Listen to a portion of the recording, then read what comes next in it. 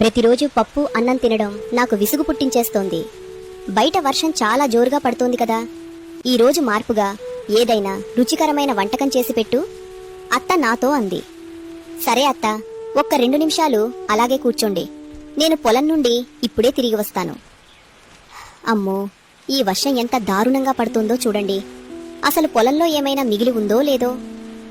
ఓహో, ఎంత బాగుందో మొక్కజొన్నలు. కానీ ఈ మొక్కజొన్నలతో అసలు ఏం వండాలి? నా గుండె వేగంగా కొట్టుకుంటోంది. అత్తకు ఎంతో సంతోషం కలిగించే ఒక వంటకాన్ని నేను తయారు చేస్తాను. అప్పుడు అత్త ఇక పొరుగువారితో నా గురించి చాడీలు చెప్పడం మానేస్తుంది. ఈ వర్షం వల్ల నేను పూర్తిగా తడిసి ముద్దయ్యాను. ఓ కోడలా, వర్షం వల్ల నీ చీర పూర్తిగా తడిసిపోయి ఉంటుంది. వెళ్ళి బట్టలు మార్చుకో.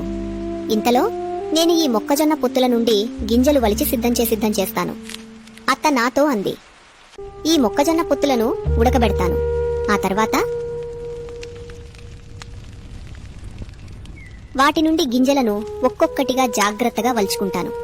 ఇప్పుడు వెల్లుల్లి, మిరపకాయలు మరియు కొత్తిమీరను కలిపి కాస్త గరుకుగా రుబ్బుకుంటాను. ఓ, నేను పూర్తిగా మర్చిపోయాను, మన ఇంట్లో శనగపిండి కూడా ఉంది కదా. నా ప్రణాళిక ఇదే. శనగపిండిలో పసుపు, ఉప్పు, మొక్కజొన్న గింజలు మరియు నేను ఇప్పుడే రుబ్బిన ఆ చట్నీని కలిపి ముద్దలా చేస్తాను. వాటిని వేడి నూనెలో వేసిన క్షణంలోనే నాకు భయం వేసింది. అవి పేలిపోతాయేమోనని నేను కంగారు పడ్డాను. కానీ అవి చాలా చక్కగా పొంగాయి. పైగా ఎంతో